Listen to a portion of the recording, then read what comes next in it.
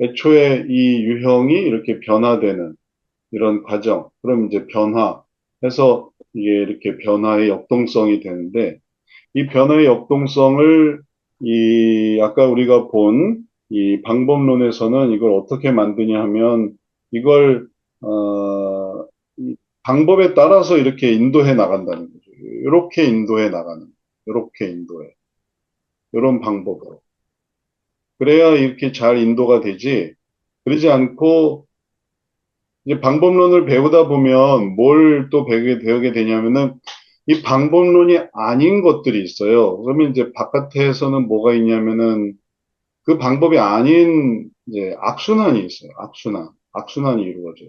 이렇게 돌아오면은 선순환인데 내가 무슨 영역에 있고 무슨 유형에 있고 이렇게 가면은 이건 선순환이에요. 근데 악순환이 있는데 이 악순환은 뭐냐면은 방향이 바뀌는 거예요. 이렇게 가지 않고 반대로 여기서부터 영역이 뭐가 되냐면은 변질, 변화가 아닌 변질이 되고 또 실천이 아닌 실족이 되고 그럼 이제 방향이 이렇게 내려오게 돼요. 뒤로 가게 돼요. 시계가 거꾸로 가는 시계 보신 적 있어요? 거꾸로 가는 시계? 시계가 망가지면 거꾸로도 가더라고요. 안 가거나 거꾸로 가거나 제대로 돌아가는 게 정상인데.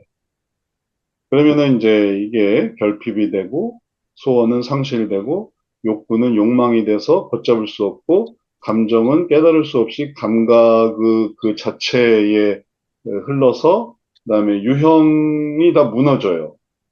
유형을 찾는 게 선순환이고 이 악순환에 들어가면 유형을 찾을 수가 없어요. 막 이제 유실돼서 이제 막 흘러가는 거예요.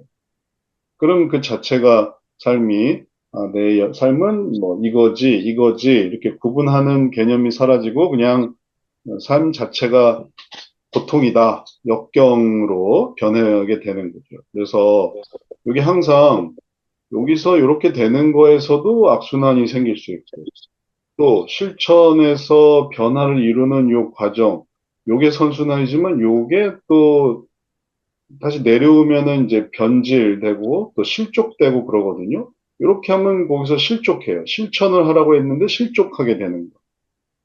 그걸 항상 염두에 두셔야 돼요. 결심을 가지려고 했는데 뭐가 이제 결핍하다. 그러면 다시 내려오게 돼요. 이런 악순환은 어디든지 일어나요. 이걸 또 좀 다르게 상담 단계로 보게 되면 이렇게 결혼에서도 조금 이제 얘기를 했는데 상담 단계가 이렇게 진행이 되거든요. 처음에 문제 인식, 그다음에 원인 이해, 그다음에 방법 적용, 변화 형성. 요게 이제 이 역동성의 원리에 따른 여기 밑에도 이제 역동성이 나오거든요. 역동성의 원리에 따른 이제 상담 진행이 그래서 우리가 이제 영역 찾고 유형 찾고 감정 욕구, 소원, 결심, 실천, 변화 이건 이제 선순환을 따르면은 계속 이렇게 가게 되거든요. 이제 방법론을 배우는 의미가 있는데 뭐냐면은 방법에 따라서 이렇게 해야지 이걸 방법대로 안 하면 어떻게 되냐면은 이게 악순환으로 떨어져요.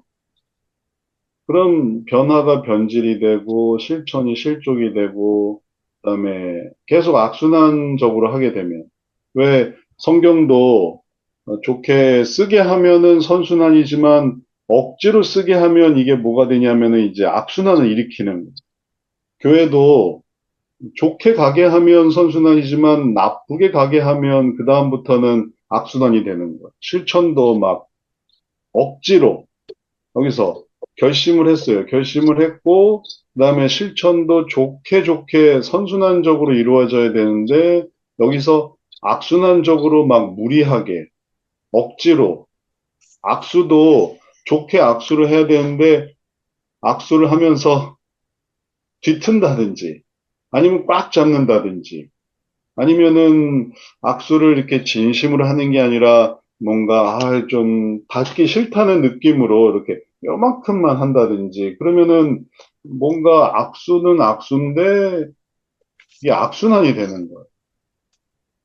인사긴 인사인데 인사도 좋게 인사를 해야 결심해서 이렇게 내가 좋은 결심을 갖고 실천을 했구나 하는데 그러지 못하고 이제 악순환적으로 하게 되면은 그걸로 인해서 실족하는 거예요.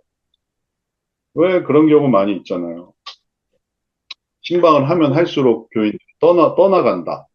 그럼 이제 뭐 방법이 뭐가 틀린 거예요.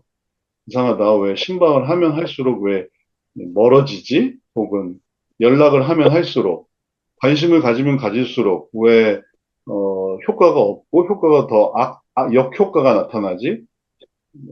목사님이 뭐 성도들하고 말하면 말할수록 다가가면 다가갈수록 뭐가 문제가 생기는 그런 경우도 있어요. 목사님하고 얘기하면 뭐가 문제가 해결되고 아주 참 편안하다 이게 아니라 목사님하고 얘기를 하면 할수록 실족하게 되고 그러면 이제 방법이 잘못된 걸 생각해 볼 수 있어요. 이게 뭔가 악순환이 들어가는 거예요.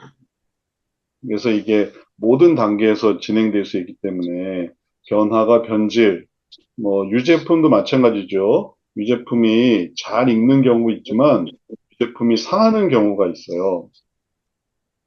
적정 온도를 맞추지 않거나 아니면은 제대로 보관이 안 되거나 뭐 김치도 뭔가 쉬어버린다든지 이제 잘 체크가 안 되면 그래서 이런 걸 막기 위해서 이렇게 악순환되는 거를 막기 위해서 이제 방법론을 가르치는 거예요. 그래서 이게 이렇게 가는 거지만 선순환적인 모습으로 가야지 선순환적이지 않은 악순환으로 가게 되면 어디서든지 이게 뒤로 돌아가게 뒤로.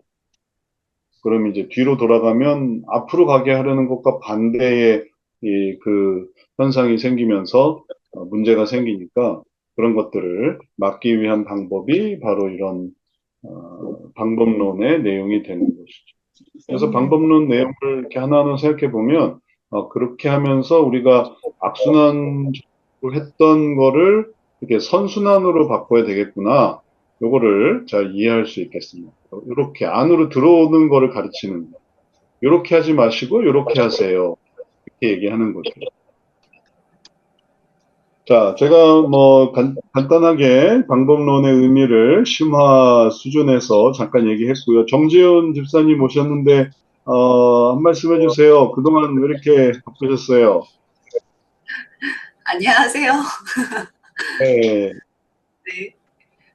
아, 어떻게 일하느라 지내셨어요? 음, 공부를 별로 못했어요. 거의 못했어요. 잘 아, 못했는데, 네, 다시 또 이렇게 기회를 주셔서 네. 좀 뭔가 많이 바뀐 것 같고, 사실 뭘 하려고 하니까 악순환적인 사고도 잘 아직 모르는 상태고 이래서 다시 잘 해보려고 들어오게 됐습니다. 아, 네, 잘하셨어요. 이제 우리가 한 학기 지나면서 그 사례를 정리하고 그걸 이제 강의 내용에 다시 이게 도입을 하거든요. 그래서 네. 지난 방학 기간 동안 또 적용된 부분이 있어서 이번 학기에 이제 이 내용을 이게 우리가 다루게 되었어요. 그래서 방법론에서 생각하는 이런 내용은 이제 역동성 내용하고 동일하게 생각을 하셔서, 네, 기본적으로 생각할 것들을, 이 악순환과 선순환의 개념으로, 커다란 악순환과 선순환의 개념으로 이해해 보시는 거. 요 개념을 잡는 게 제일 중요한 부분이 되겠어요. 그러면은 이제 요 내용 하나하나가 다, 이제 그렇게 이해될 수 있거든요. 방법론을 그냥 무조건 뭐 암기한다 그래서 되는 게 아니라 방법론이 이 선순환을 보여주는 거였기 때문에 그걸 이해하는 게 제일 핵심적인 부분이고, 그다음에 이제 역동성도 우리가 이전에 공부하셨던 분들, 뭐 새로 공부하시는 분들은 지금 이제 말씀드린 것으로 이해하시면 되고, 이전에 공부하신 분들을 위해서 한 번 더 말씀드리면은 악순환이 뭐 요 몇 가지 단계가 악순환이 아니고